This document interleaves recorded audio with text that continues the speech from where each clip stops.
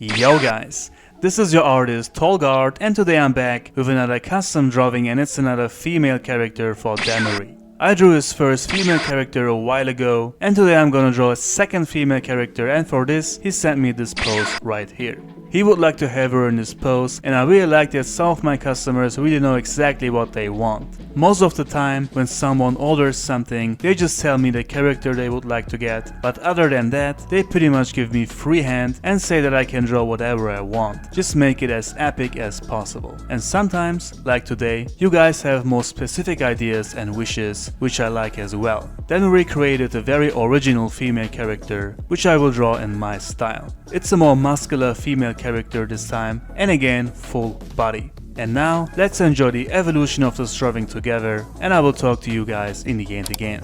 And make sure to like the video.